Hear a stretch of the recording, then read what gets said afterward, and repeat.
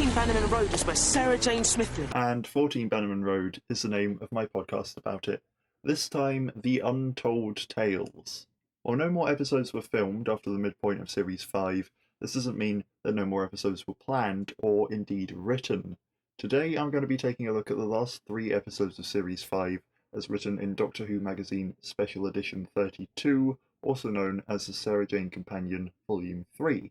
It was printed in August 2012, researched and written by Andrew Pixley, edited by Tom Spilsbury, and consulted on by Russell T Davies. It's also very hard to find a physical or even a digital copy of it as it approaches a decade old. The only copy that I could find online wouldn't ship to the UK, so I asked the Twitter account at SJA Out of Context if they had a copy, and they very kindly sent me some pictures of the relevant pages. Huge thanks to them. You should totally give them a follow if you'd like to see moments from the Sarah Jane Adventures out of context. Before I do all that, however, I think I should first mention something that I did bring up in the very first episode of this podcast way back when, and that is K9 and Company. Now, Sarah Jane Smith was originally a companion of the Third Doctor who stayed on and saw his regeneration through to the Fourth Doctor. When she left and it was time for the Fifth Doctor to come along, John Nathan Turner, the producer of Doctor Who at the time, wanted her to come back and to see that regeneration process through again. Elizabeth Sladen turned this down. She'd already been a companion, she didn't want to come back and do the same thing, so he offered her something different. Her own spin-off series, where she could be at the helm alongside K9, who was also very popular. Elizabeth liked the idea. A pilot episode was made called A Girl's Best Friend, and it aired on the 28th of December 1981 and was watched by 8.4 million people, can you believe? And then Bill Cotton, the controller of BBC One at the time, was replaced by Alan Hart, who didn't like it and didn't approve a full series. Had this series been made, would the Sarah Jane Adventures have existed? Who can say? But it essentially serves as a precursor to the Sarah Jane Adventures, and as such I think it can be kind of counted as an untold tale. Also, when it was time for the Sarah Jane Adventures to come around, Russell T Davies was originally approached by the BBC to write a spin-off about the Doctor growing up on Gallifrey as a child, and he turned this down because it would demystify the Doctor's origin, which he considered a no-no. Maybe Chibnall didn't, but, you know. The Sarah Jane Adventures was pitched in its place, with the concept of reintroducing Sarah Jane tested in the Doctor Who episode School Reunion, and of course it went on to be the very subject of this podcast and the majority of the focus of my past year.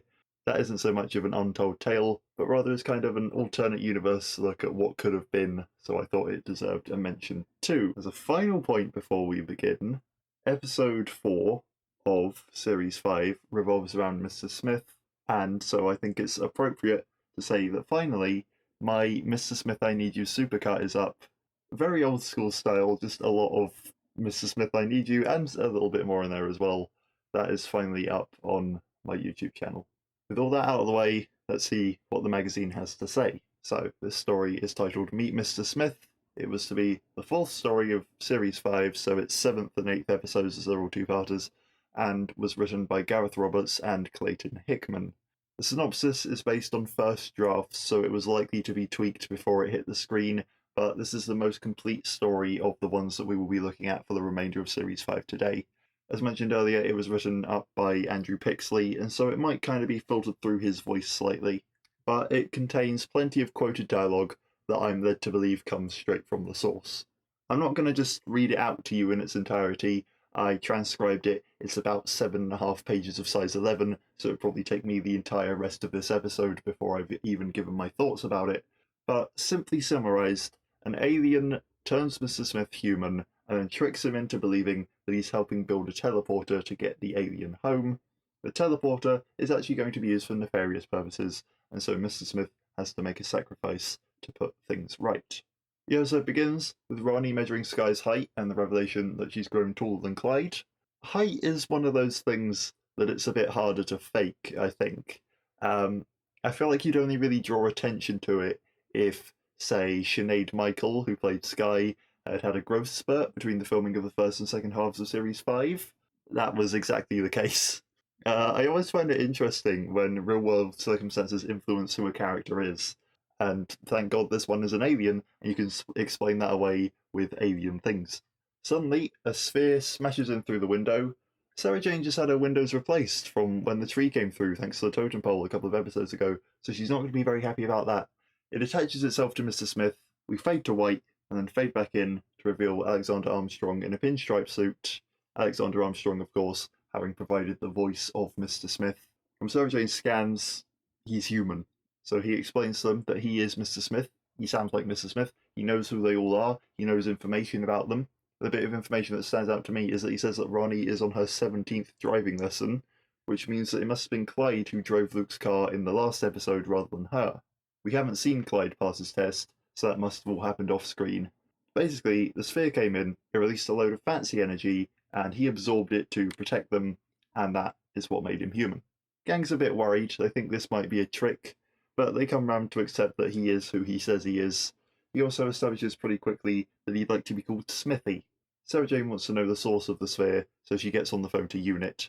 Unit confirm there's no activity from the other Zylok crystals that are buried in the Earth's crust, that Mr. Smith sort of tried to set free when he was evil, which obviously reveals to us that Unit know about them, and also that Sarah Jane doesn't really trust these other crystals that are still trapped, because while Mr. Smith was reprogrammed, his compatriots might still have a sinister motive and want to use him to further it.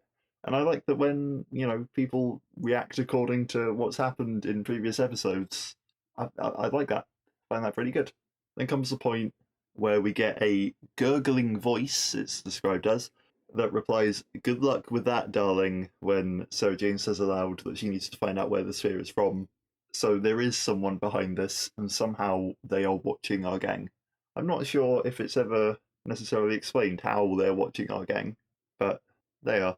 Smithy does all the things that you'd expect of someone coming to terms with being human, or in fact, seems a little bit like coming to terms with being Time Lord. The way he's described reminds me of the Doctor going a bit loopy when they've just regenerated, taking single bites out of pieces of fruit, having no concept of social norms, and insulting the wallpaper, just being taken by the first thought that comes into his head, wanting to go to the shops to see what that's like. He does mention that he's got no idea why he's wearing this suit. I mean, we know it's just so that we don't have to see a naked man. But I like them just kind of lampshading that with a, we don't know, he just popped out of the computer like this. It does raise some interesting questions, such as if you had a way of quickly changing between a Zylok and a human, could you generate infinite suits? Like, what's it made of? Where does it come from? I don't think it's part of him. I think he can take it off. So if you could just repeat this process a lot of times, you could just pull suits out of the ether. Now, it's a little bit ambiguous, but it also seems like he refers to the gang as the gang, which I quite enjoy, because that's what I've been doing. Sarah Jane doesn't like the idea of Smithy going out, down to the shops, but he says, well, you can't very well imprison me in here, you've got no right to do that. And if anybody asks, what I'm going to do is I'm going to say that I am a long-lost relative of yours, and I tell you what, I can even sleep in the spare room, which is what became Luke's room for when he stays over for the holidays, because he gave up his old room to Sky, and as Luke's not here right now, the room is free. So Sarah Jane lets him go, so long as the kids keep an eye on him, while she goes to her normal PC, which I imagine she's probably had to replace a few times by now. I think it got destroyed in a pretty recent episode. But she goes to download some data from Unit's Skywatch satellites, which is possibly a reference to a Marvel-published Doctor Who comic, to see if you can find anything there. And we get the voice from our mysterious Watcher again, who says that no, she's not going to find anything. What follows next is a good old bit of comedy shopping. Smithy buying a suit that is exactly the same as his old one, complains about talking machines, though possibly as a joke, at the self-service. It seems like he quite likes jokes. The description presents it as something that he's now able to do since becoming human, but even as a crystal, he still had a bit of a sense of humour, I'd say. I think, personally, that I find it more interesting to see him come to terms with a physical body rather than sort of go around having a change in personality. I'm not really sure why his personality would change that much, but I think it's interesting for a being that has such insane, immense knowledge, but no real concept of what actually being human is like, to start feeling that is quite a cool concept. When he's walking home, he's reading Cinderella, and I think there's a whole thing of like the ugly sisters going out and leaving Cinderella behind, and he's very appalled at that, and it's meant to highlight that he's done the same to Sarah Jane. I don't think the metaphor's quite one for one, but I think that's kind of what they're getting at there. I thought it would pop up later in the episode, but I think it's not. It's just a little bit for this scene. Some of this is, the way some of this is written is just a little bit ambiguous about what they're trying to do, and I think it would obviously be a lot clearer had the episode been made and you could see it, hear it, and it was on your TV. But it is also just quite fun to imagine what it would be like. One aspect of Smithy's personality that's developed seemingly out of the blue is that he is incredibly flirtatious. He flirts with Geeta on the way back. He flirts with Sarah Jane when he gets back in the attic. He's going to flirt with and fall for one person in particular later. But that just seems like a very bizarre trait that he didn't possess before. Sarah Jane is also eating custard creams as she works, and I want to point that out because the Doctor likes them, and the current TARDIS can produce them, so that's very nice. And we saw that happen once, though, I think. We need some more of that. We need some more of the TARDIS spitting out custard creams. Smithy then leaves the attic singing That's Amore, or his own sort of parody version of it, which is just going to kind of run through this episode as he just improvises more verses to it. And we see some comedy things, like him assuming that he doesn't sleep and then immediately zonking out, and eating donuts for breakfast and saying that he won't be sick and then immediately feeling sick. Played very much as a comedy character, in obvious contrast to the sort of Mr. Data man he was before, logic, only logic. He did have a sense of humour before, like I said, but it was a lot more restrained and subtle before, and now he's a lot more slapstick. So, with it now being the next day, Geeta has decided to throw a little party while Haresh is away. She invites everyone round. There are 3 licensed songs mentioned, which, if they went through with it, I'm going to go out on a limb and say is the most that we'd have had in a single episode, or at least in a single part of a 2-parter. Certainly the most that we've had in such a short period of time. They all happen in the same scene. They are The Hustle by Van McCoy, Freedom by Wham as Carla enters, and Fascination by the Human League as Smithy dances with her because he is smitten. He said he worked on the Xyloc Islands, so obviously trusts Carla to not know her global geography. And when he first came into existence, he picked up a carnation in the attic and he put it in his buttonhole, so he now offers that over to Carla.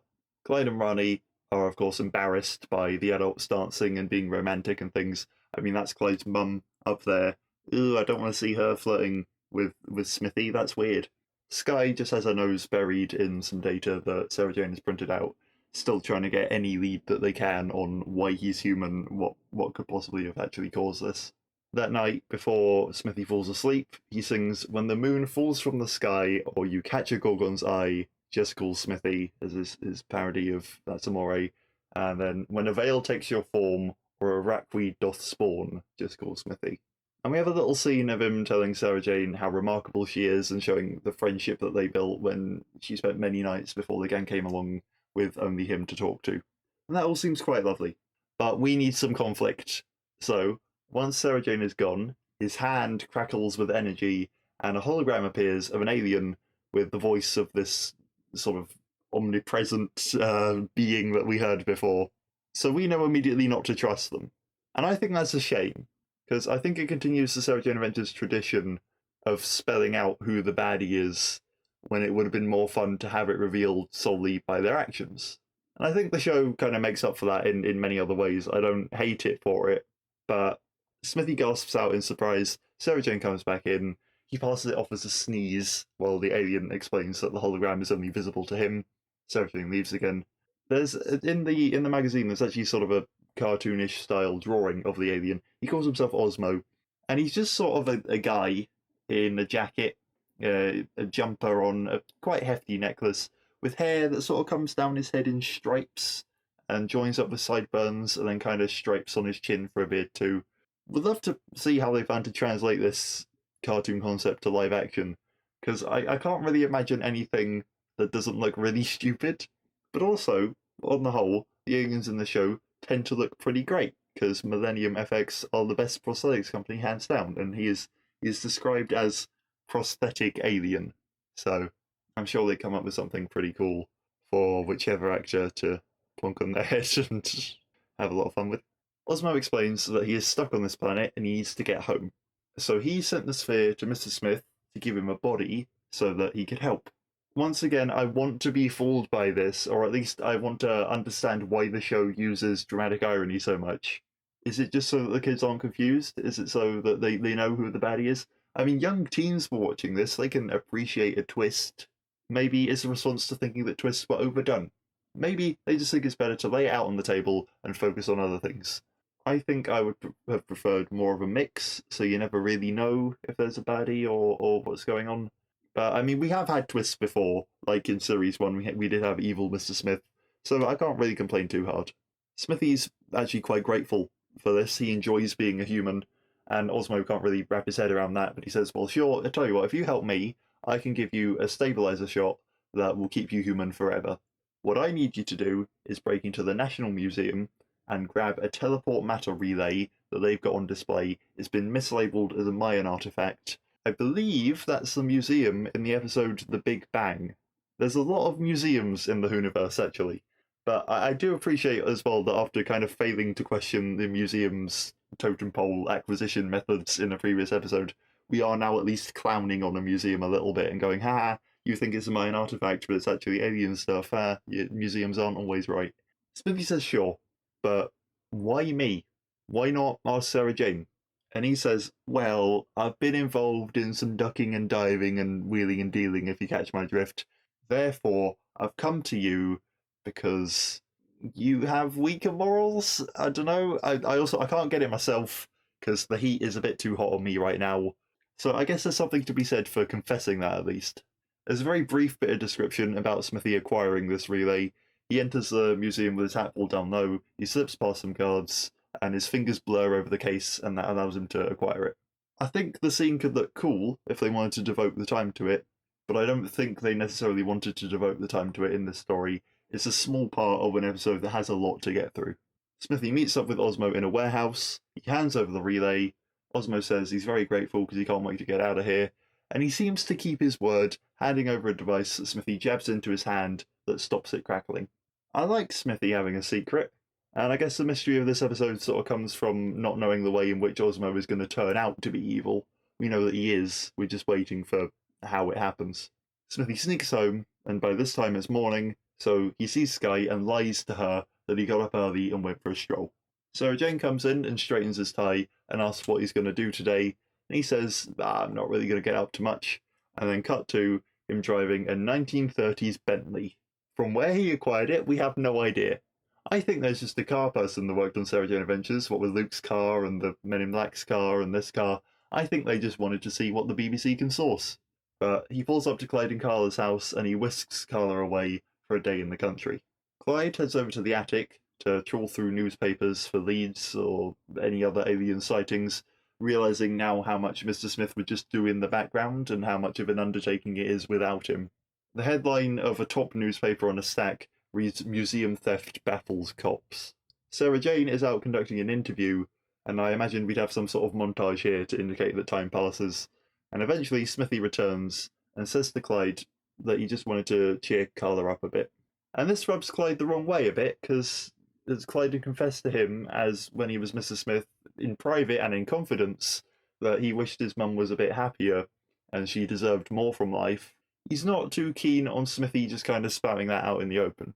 As Smithy tries to apologise, holographic Osmo reappears, and the description doesn't state how it's played, whether for laughs or tension or whatever, but Smithy tries to talk to both Osmo and the gang simultaneously. Basically, Osmo's deal is that he now needs Smithy to steal a diamond from a vault, because his teleporter has broken in some other wonderfully convenient way, and we now start to see Osmo's true colours come through, and how manipulative he is, but with no hint as to what his big grand evil scheme is yet.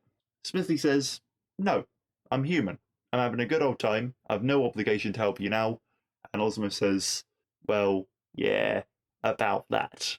Ronnie wants Smithy and Clyde to shake hands and make up, and Smithy has to settle for a pat on the back as his hand, hidden in his pocket, crackles again. Osmo reveals that the stabilizer that he gave Smithy was from a dodgy batch.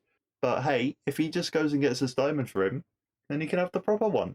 And so he does. We cut to him in the vault, fingers working impossibly fast on the timecoder on the 17th security door. I like that he might not be connected to the net anymore, but he's still a computer. He has a set of skills that make him the man for this job.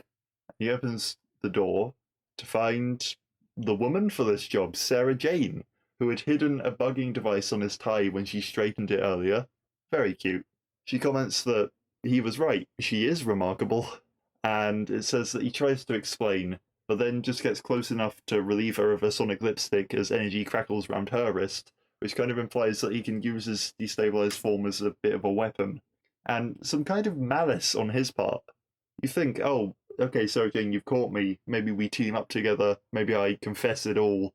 But no, he's now actively working against Sarah Jane because he prioritizes being human more than the bond that he has with her, which is quite shocking.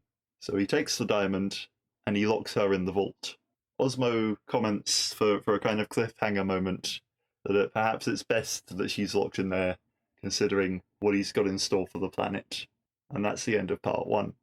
We begin part 2 with Smithy meeting with Osmo, not that happy about the whole situation, but still prioritizing becoming human over his bond with Sarah Jane. And Osmo's all like, yeah, sorry, whatever.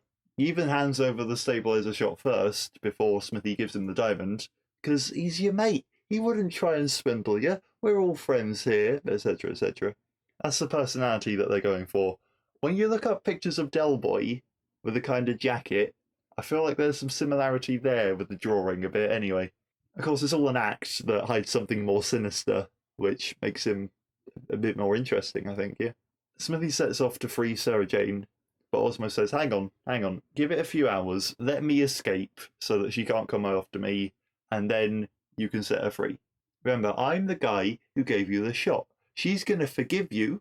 You're best pals. You've helped me out. You've done nothing wrong. You're a good guy. And Smithy, still not prioritizing Sarah Jane as much as he should do, says, okay, what I'm going to do instead is I'm going to phone up Carla. I'm going to tell her that I've booked a table at a restaurant for her at 8. Well, simultaneously, we see Sarah Jane in the vault complaining about not being able to get a signal for her phone and just wondering what Smithy could be up to. I say we see this, we don't see it, it's all words on a page, but we would have seen this. The fact that she can't get a signal is established so that we can strike a bit of fear into the hearts of the gang when they can't get through to her. There's a bit of tension between Rani and Clyde as he becomes suspicious of Smithy again and angry at Rani for trying to reconcile things, and Rani gets angry at him, because what else has he been confessing to Mr. Smith about people? And the writers seem to want to prolong and expand the slow burn until the sun swallows us all up. But Ronnie and Clyde do end up putting their differences aside when Sky reminds them that Sarah Jane is their priority. At the restaurant with Carla, Smithy orders Cristal champagne, because he's all jokes now, isn't he? £350 per litre that costs, by the way, in case you're wondering. Where does he get the money from? Is he hacking banks? Is that what he's doing? I don't know. Carla is blown away by how spoiled she's getting. It says that when she was with Clyde's dad, she'd just get a battered sausage and a can of Tizer. And I think that linking how much you spend on your partner to the health of your relationship isn't the best idea. But basically, we're just trying to show that she isn't used to all this. Smithy says that he spent years working with data, and Carla's like, what, like in IT? And he says, well, you could say that. But only recently, he's come to appreciate what's important, which is fun and friendship and spending time with special people. Carla doesn't think that she's all that special, but he tells her that Clyde certainly believes she is, which is very lovely, and it's all very nice. Contrast that with the chaos of Sky going full battle stations, pull the portable TV up into the attic, grab the radio, monitor the newspapers, find everything we can about what's going on. I am taking charge now. I like that. Sky is still relatively new, and she seems to be proving herself very capable. Sky's quite interesting, actually, because Maria was kind of like brought into this world. She saw the alien and she was slowly like led into it. But Sky is an alien. She is intrinsically part of the weird sci-fi world. And weren't we going to know it when we find out the big reveal in the finale? Spoilers. Finally, Sarah Jane gets released from the vault by some guards. And the quote here is, "About time. I need a phone charger, a direct line to unit high command, a copy of your CCTV footage, and a cup of tea wouldn't go amiss." Very, very reminiscent of the line that Moffat wrote for Matt Smith in Let's Kill Hitler, which would have aired prior to this episode by a month or two had it have been made. But I'm not certain when each one was written, but it's just funny that they're very, very similar lines. And where, of course, Eleven got his maps, Sarah Jane does not get her cup of tea. She instead gets some handcuffs. Carla is not allowed to enjoy her meal with Smithy. She must suffer. So the waiter comes over to tell Smithy that there's a call for him. Who could it be but Osmo? His teleport power indices aren't calculating properly. And hey, if you want to be human, you got to help me out again, because I gave you another shot from the dodgy batch. Not on purpose, you understand? No, it's just my eyesight is it's not so good on this planet's atmosphere, so you can't really blame me, can you? But come on, I'll give you a proper shot if you just come and help me out this time, pretty please. Come on. And so, with a flickering hand, Smithy's off again, leaving Carla looking at the happy couples around her and having to fork up the bill. That's where Smithy gets the money from. He doesn't. Clyde is understandably rather miffed, to put it lightly, when with Smithy when his mum phones him up and tells him what's happened, but don't mention it to anyone. I don't want to look like an even bigger idiot. That's so sad. It's not remotely her fault. I like us focusing on Carla and her relationship with Clyde as a kind of side plot here, and I like us delving into her a bit more. But she deserves some good fortune. Goodness me.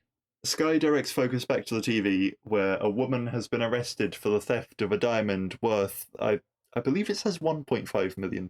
It could be 3.5. It's a bit of a weird font, and the picture's slightly blurry, so I can't quite make it out, but I believe it's £1.5 million. That is obviously Sarah Jane.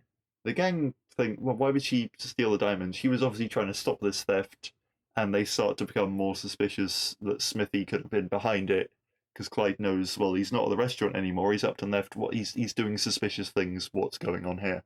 Sky recalls the other theft, and puts together that, hey, that was probably Smithy as well, considering his skill set, and that he said that he was up early, but he could have really been out late, and we should maybe head over to the Chalice Museum. It says that she grabs the portable scanner. I'm not too sure what that's referring to. I don't think we've previously established a portable scanner, but I could have missed it. And they set out to the museum, getting there 10 minutes prior to closing time. I like this. I like the breadcrumbs that have been set up. I like seeing our characters figure them out. It's neat. It seems written pretty well. Obviously, we've no idea how it would translate to TV. It never got translated to TV, but I'm quite enjoying this, reading it out here. We cut to Smithy helping Osmo. We see his ramshackle teleport cone, Smithy's hand going crazy, all crackly, as Osmo holds out on giving that stabilizer shot till he's done. Sky, in the museum, scans and reveals traces of dimelectric energy, which is associated with a matter relay, finishes Sarah Jane, appearing behind them. Her unit connections have gotten her off the arrest again, but apparently she's been fitted with a tag to ensure that she gets the diamond back. That's interesting. Very interesting. What is Sarah Jane's official status with UNIT? Is she technically employed by them? A lot of questions about the whole deal. Is it okay for them to tag her? Is that allowed? It's described as an ASMO tag as well. I think the name is sort of used generically, but ASMO's was, they were still in place until 2014, so that does suit the era. We see Smithy again with Osmo. Smithy having now solved these calculations and the teleport cone whirs to life. And on Osmo's bank of monitors, the gang appears. They're nearby. So Smithy runs off to join up with them, taking the stabilizer that Osmo's given to him, but not yet actually applying it to himself. He tries to explain to the gang what's occurred, but just sort of gets out a meek sentence about helping out a stranded guy that he says sounded a lot better in his head. The gang hear the teleporter power up, and so they follow the noise and find Osmo. And Smithy says, "What are you hanging around for? You should have gone. You shouldn't still be here." And Smithy goes up to confront him and smacks into a force field that Osmo has set up, sealing himself off. Rani, using some smarts that apparently Smithy doesn't possess, looks at all the teleport tech and says, "Hey, that seems a bit too much for just one guy." And the big old plan is revealed. This teleport isn't actually for getting me away from Earth.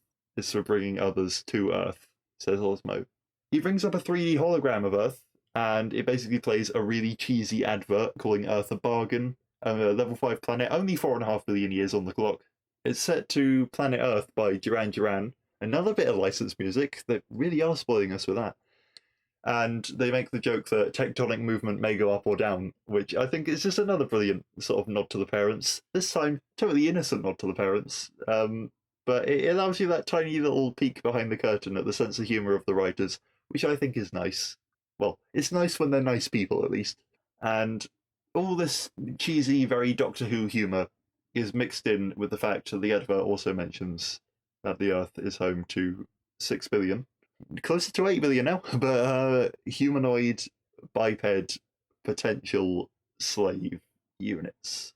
So episodes 1 and 2 featured homelessness, and episodes 3 and 4, slavery. That's really interesting. I can't tell if it's on purpose, but it does feel like a pattern emerging. I also quite pedantically take umbrage at humanoid being used to describe humans. Humanoid is sort of like human, and humans are not like human because humans are human. The advert concludes with saying that customers should act now. The planet is no longer defended by the Zylok. Triple whammy there.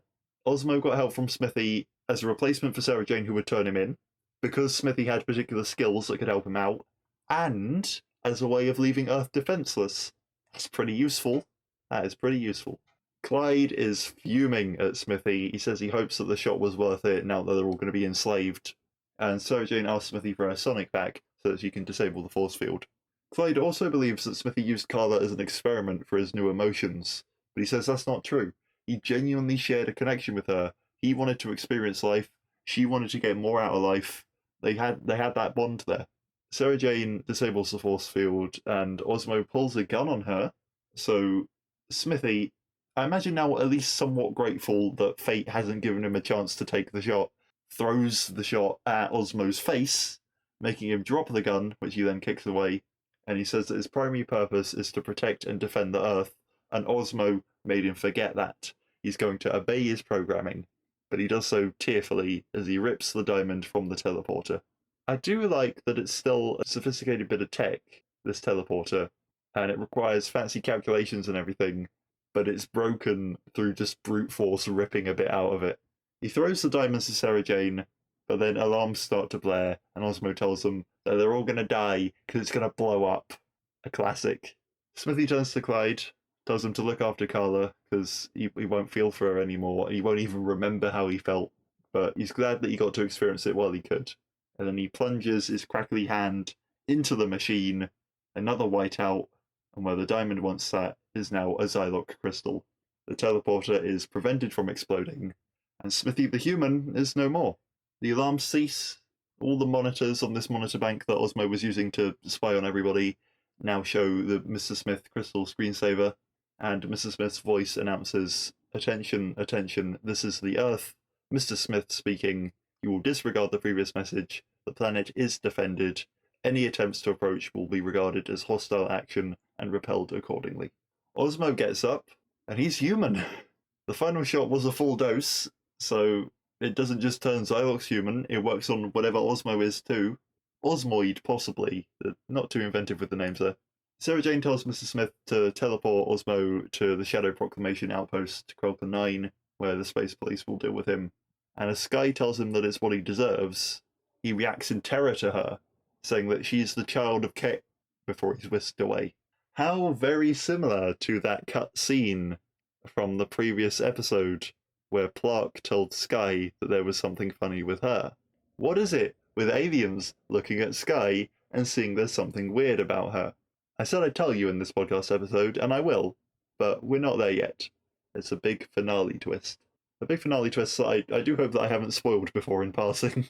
I don't think I have. Ronnie just brushes this off as Osmo trying to tell more lies or whatever. Mr. Smith gets set up back in 13 Bannerman Road. He's activated the next day with a good old catchphrase that sadly didn't get to make it into my supercut. And he says that he is functioning normally. He remembers the main events that happened while he was human, but his function was quite impaired. Sarah Jane and Sky have got to go and return the diamond, and Mr. Smith has apparently fixed the police records so that Sarah Jane can lose the tag. So was it a police tag and not a unit tag? How much do the police know? How much are unit trying to hide? I love the new Who unit lore so much, so I have so many questions about it. I'm quite glad that unit are kind of back, by the way. Ronnie asks Mr. Smith what Clyde has said about her, and Mr. Smith says that's not relevant information, and we can infer from that Clyde has totally said that he loves her. And then I'm just going to sort of read out the last bit of the description here. At the Langers' home, Carla and Clyde take the bin bags out as Clyde insists that Smithy had to leave because of an emergency. His mum is skeptical. Yeah, I bet it was a younger, prettier emergency. I don't want to talk about it. It's not like it's the first time, but it's certainly the last. Clyde is heartbroken. Don't worry, I said your goodbyes, Clyde tells Mrs. Smith later in the attic. Mrs. Smith is confused, so the youth asks him to tell him what he knows about Carla Langer. The computer replies, Carla Langer is your mother. She was born Carla Nicole Dixon in Brentford, Middlesex. She's a female human, age 35. She has one sister, Melba. She was formerly married to Paul Langer. And when Clyde asks if that's all, the Zoic says it does not understand. You did, said Clyde, and I found a way to let her know. At home, Carla accepts the delivery of a huge bunch of flowers and hears Smithy's voice as she reads the note. To my wonderful Carla, I'm so sorry. I can't tell you why, but I had to leave, and I can't be with you. I'll never forget you. Love always, Smithy. And always remember, life's for living. Carla smiles and looks up with tears in her eyes, but possibly still slightly miffed that she had to pay for that meal, though. The end. As I previously mentioned, this was still a first draft. It's not 100% accurate to what would have gone to screen. One of the changes that Russell wanted made is actually written down here, and that's that it was too funny. He liked Mr. Smith's comedic tone, but he found Osmo was a bit too comedic as well, and that was just all a bit too much. So they wanted him to be more sinister and evil. Now, I do like a good evil villain, I like a good threat, but I think I quite enjoyed how he tried to hide it by trying to pose as just your kind of dodgy but harmless pal. So I think, as I said, I'd rather Mr. Smith toned it down a bit more, because there seemed to be a bit less motivation for him to make so many jokes. And I'd rather swap it out for some more deeper conflict between loyalty to the gang and the desire to remain human, because that could lend some more weight to his sacrifice at the end. But hey, I wasn't a writer on Doctor Who 10 years ago, was I? Do you ever get the impression, though, that I have thought a little bit too much about this kid's show? Now, we've just mentioned rewrites and how this idea would have gone on to progress and eventually go to screen. But it also basically had pre-writes as well. It was conceptualized basically from series one, the idea of Mr. Smith becomes human. And this magazine is an absolute font of knowledge. So I feel like running through that with you. Starting off in series one, when Mr. Smith downloads Clyde, they were going to see if they could get Alexander in to play a physical manifestation of Mr. Smith, dressed up like he's from The Matrix, because that's thematically quite appropriate, and explain that away by saying that Clyde was fond of that film and that the image was pulled from his mind. This didn't come to fruition, so then it was suggested for Series 2 that there could be a story where Sarah Jane was put on trial and old adversaries come back to testify against her while a physical form of Mrs. Smith defends her as her lawyer, and that of course didn't come to pass either. So then for Series 4, they wanted to have a villain that was reducing people to crystals that could only be defeated by Mrs. Smith taking on a physical form. But that story got thrown out when Matt Smith was confirmed to be available for an episode. So then, they wanted to conclude that series with Mrs. Smith coming to life in an episode about spiders. Thank God that never happened. And it meant that we were then on to early ideas for Meet Mr. Smith, where he turns himself human as a way to prevent aliens attacking, but he has to give it up to make them go away for good. The idea of him falling for Carla was developed there, and the magazine goes into more detail about it, but all you really need to know is that it then developed into the story that I've just read to you. Unfortunately, I do need to be a bit picky about all the details that I give you, because there's so many details that I could go on about it forever and ever and ever. And we've still got 2 more episodes to talk about. So, let's begin. Episode 5, The 13th Floor. This one is actually based on third drafts. It's written by Phil Ford. He called it The Thing That He's Most Proud of Having Written. But this one has a bit less content, because once Sarah Jane Adventures was over, CBBC still wanted a show to fill that slot. They wanted a kind of sci-fi fantasy deal. They wanted Russell T Davies to run it. And so the script for this one was adapted into an episode of Wizards vs. Aliens called The 13th Floor. The idea for Wizards vs. Aliens had actually been floated around a bit before, actually. When Elizabeth first revealed to Russell that she was in poorer health, if they'd needed to suspend Sarah Jane Adventures while she was getting treatment, then Wizards vs. Aliens, originally called Aliens vs. Wizards, would have filled that spot. I haven't seen much of it. I think I was possibly moving on from CBBC by then, maybe. But it's made by a lot of the same people, the same writers, same prosthetics company, as far as I'm aware. They got Dan Starkey back, I believe, as a character. So it does make sense for Phil Ford to adapt it into the new show that he would be working on. The entire point of the show, basically, to keep all these people making a show. They're great people, they're making a great show. CBBC didn't want to fire them all. And hey, if you've got a story for it, then that's where it's going to go. And as the story wasn't out yet, the magazine didn't want to spoil it. So we just sort of get the beginnings of it in here. Here is the description of it, as filtered through Andrew Pixley and then filtered through me, written by Phil Ford. Let's go. We begin at the offices of the London Evening Messenger newspaper. 20 stories high, night time, mostly empty, but for two journalists working late on the 18th floor. The older one's got a date, so he pretty much ropes the younger one into finishing up for him, saying that it's training, it's a lesson, you gotta learn to work on your own. And then he heads out. He teases the janitor on the way out, he gets into the lift. When the lift doors close, we see that the janitor has lizard eyes, baby! He's got a nictitating membrane. I'd love to see quite how they'd done that one. Probably VFX. But I'd like to see how it turned out with that, because I think the VFX landscapes and things in the show are quite good, but kind of up close on the face, that would be interesting. There's no 13th floor on the lift indicator. They're a superstitious newspaper, I guess. So, when the lift stops of its own accord, the indicator is seen flicking between 12 and 14. The lift won't progress down to the ground floor, and when a kind of mean older guy called Rick jabs at the button, the doors open and we see his face register disbelief and then horror as 5 floors above, the younger guy, who's called Willard, hears a roar. They probably run the titles after that bit. We see that it's Ronnie's first day of work experience, investigative journalism, taking after Sarah Jane, who's going to drop her off. She's dressed up snazzy, making Clyde swoon because they're in love. Clyde and Sky are still heading off to school as normal. And seeing Ronnie do work experience has got Sky thinking about what she wants to do when she grows up. Clyde is also worried that if Ronnie heads off to uni and he goes to art college, he's going to lose her. He's sad about it all maybe coming to an end, and as I've said before, I think it was coming time for Danny and Angeli to move on to new roles at the end of the series, or at least consider it. Ronnie is of course doing her experience at the London Evening Messenger, which Sarah Jane says that she worked at when it was at Fleet Street. And when Ronnie goes in, she overhears Willard talking about how he heard that Rick never made it to his date. The police had just found his car abandoned and covered in unpaid parking tickets. Willard is the one who's supposed to collect her, so they get into the lift together and head up to the 18th floor, with Ronnie making some comments about the lack of 13 and triskaidekaphobia and superstitious architects, etc., etc., and then they pop out without incident and almost bump into the janitor again. I quite enjoy the idea of this alien hiding in plain sight, because nobody really pays much attention to him. Possible themes of people being ignored and undervalued in society again. And then that's it. That's it. They don't want to go into any more detail because no spoilers. Wizards vs. Aliens wasn't out at the time. It did later come out.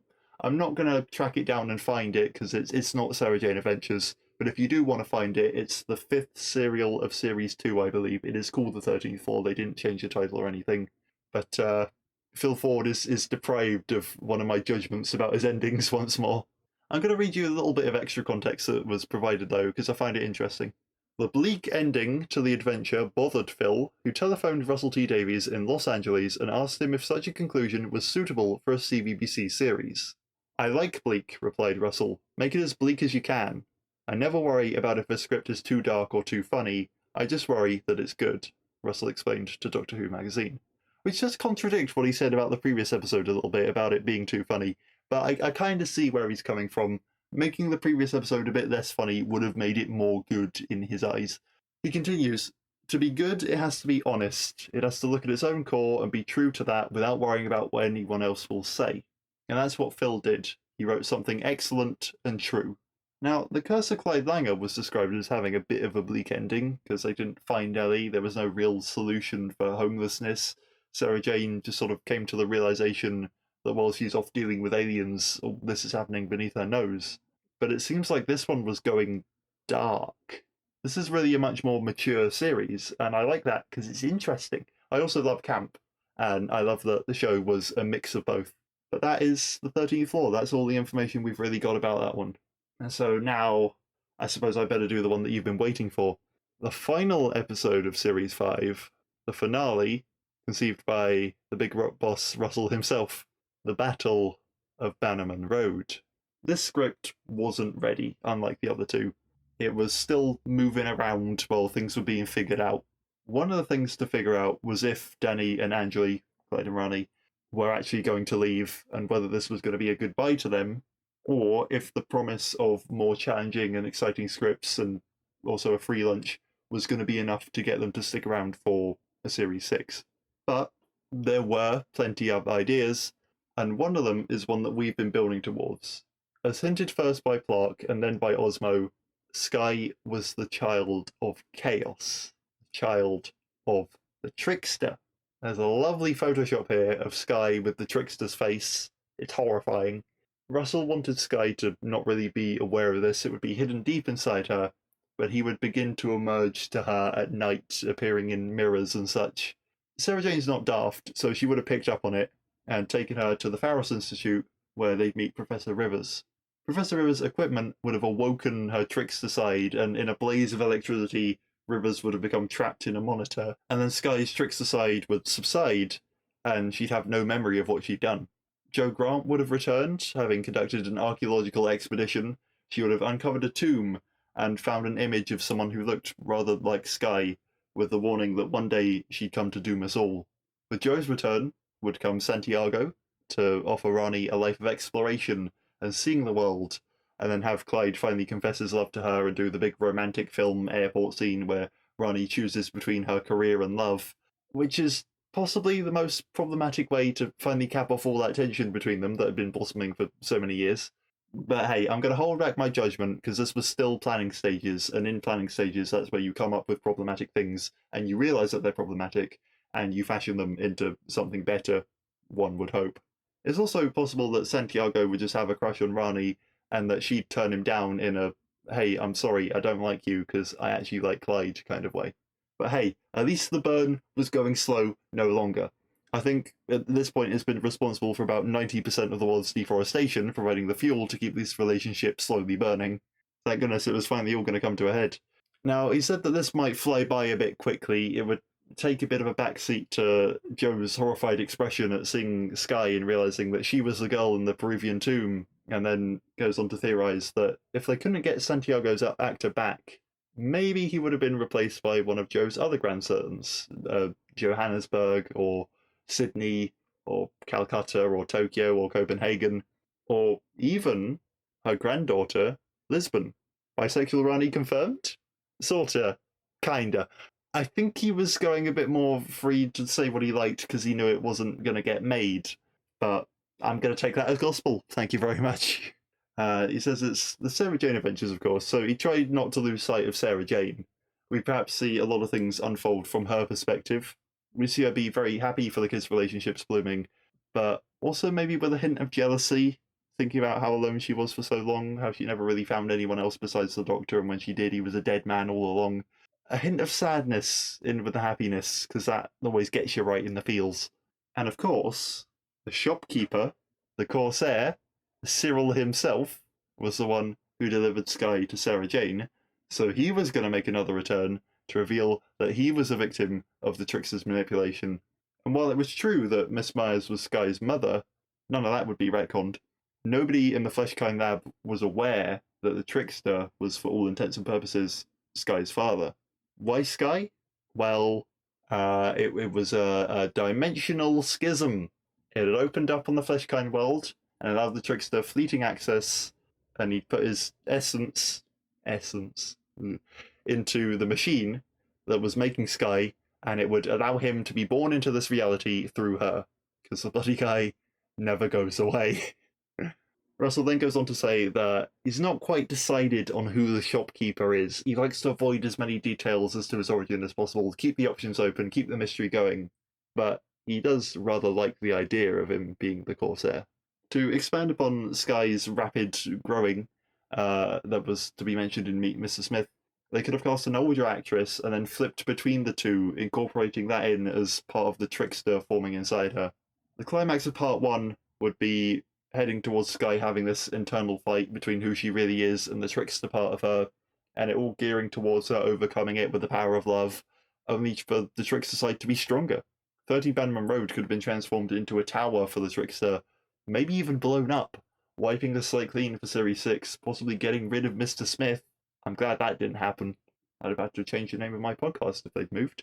I like to think of these stories in this magazine as canon. whatever that means. But I don't think they'd have gone through with this. I think they liked the attic too much. And besides, I have one more podcast episode where we reveal that in the future, Mr. Smith wasn't blown up after all. Spoilers. Russell said that to be mindful of budget, he initially planned to refuse Luke and K9 returning.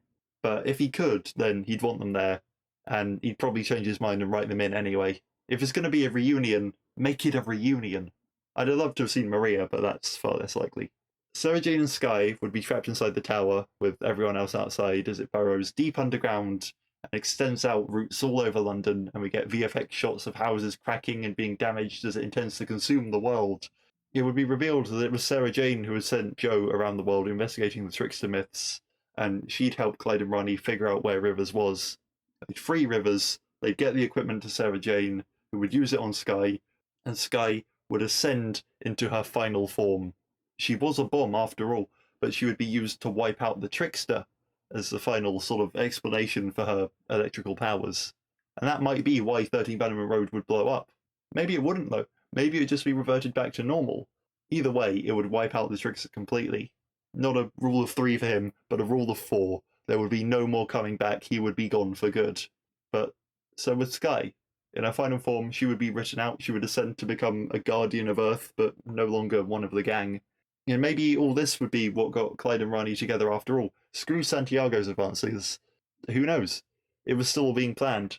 But with Maria in America, Luke and K9 off at uni, Ronnie heading to uni, Clyde to college, and Skye to space. It's a bit of a shame that Skye wouldn't have taken a more permanent Lukish role, but really that was a plan to have her arc play out over one series anyway. And it really would be an amazing conclusion. It would wipe the slate clean. The audience might be getting a bit old and new people would be coming in, so it'd be a perfect time for it. If they wanted to end it there, I'd feel happy with them leaving it there. But you can't help thinking about a Series 6. It seems like the Chandras had a plan to adopt a new kid, and so now, allow me to tell you about the sorts of things that they might have got up to. A new recurring villain was being thought out to replace the Trickster, some kind of puppet master, but there's not a lot of info about that. The Chandra's new son was going to be called Alfie, should he have existed. It's possible that had 13 Bannerman Road been blown up, that Mrs. Smith could have lived on. His crystal could have been salvaged and transferred to wherever they ended up next. As I said, I view this one as a bit less canonical, but it's interesting to think about the alternate realities that could have occurred. In this new location, maybe more countryside than urban, there could always be more kids across the road to loop into the wonderful world. Russell says that he was more fond of this idea actually than of Alfie. Maybe the kids over the road were twins. Maybe they had a younger sibling who they had to keep their adventures hidden from. Maybe they would have stayed at 13 Bannerman Road, though. Budgets are not unlimited, far from it. Relocation costs money. And apparently there was news that Tommy Knight, aka Luke, wanted to come back. 13 Bannerman Road was his home. So many different ways that the series could have gone. While it was known that Elizabeth was ill, but before her unfortunate passing away, the BBC tried to suggest some ways to keep the show going, but limit her role a bit, just until they thought that she would get better in return. One idea that was eventually shut down by Russell was a live episode. Halloween themed, the viewers could have voted on how the story played out, but Russell didn't believe that they had the budget for it. He'd rather do it well with a higher budget, or not do it at all. Another idea was an animated episode, like Doctor Who had done before with The Infinite Quest and with Dreamland, even with Scream of the Shulker in 2003 when they thought that might be how Doctor Who would make its revival, with Richard E. Grant as the Ninth Doctor, but they didn't get around to doing this one either. I feel like this podcast episode has been going for a while, so I'd just like to mention some stories that never made it into the previous series. There were many, many ideas for Series 4, it seems. The magazine has plenty of detail on quite a few.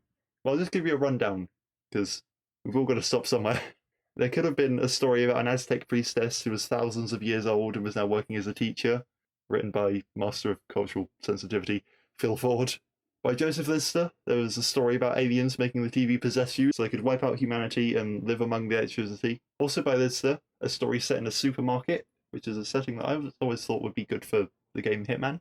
Another by Lister about what happens if you stand on the cracks in the pavements. Yet another by Lister about seeing the faces in the wallpaper of 13 Bannerman Road that were actually aliens coming through. One by Gareth Roberts about a lightning storm somehow bringing Sarah Jane face to face with her father again. One by Rupert Late about Rani finding a council estate full of people possessed by an egg. One by Gary Russell that brought back the spiders from Metebelis 3. No thanks. They can stay there. An alternate take on this one by none other than Joseph Lister again.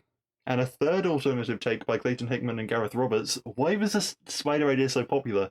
This one was the one where they suggested that Mr. Smith become human. Another idea by Hickman and Roberts, where if Series 4 had a Christmas special, it would be something like a Christmas Carol, and possibly feature Tom Baker. Ideas that it seemed like Stephen Moffat was listening in on. Run by Gareth Roberts about everyone on Earth falling asleep, that was then modified into everyone on Earth disappearing for the empty planet.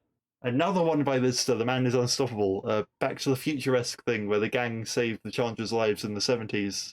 And then the rest by Gareth Roberts, including one where the gang find an alien on a school trip and have to hide it from their classmates. One where a Time Team-style dig digs up Sarah Jane's car that apparently has been buried for thousands of years. How did that happen? One where Trinity Wells, a news anchor in the Whoniverse, investigates Ealing. And one where the Chandras get abducted by Russia's version of Torchwood. So many rejected stories for Series 4, for whatever reason or another. So many untold tales. And, as a final point, when I said Sarah Jane Adventures had potential, I wasn't lying, I could talk about what could have been for years. But as a final point, for Series 6, no matter where it was set, no matter what happened, Russell T Davies wanted to bring Ace back. Companion of the Seventh Doctor in the late 80s, played by Sophie Aldred.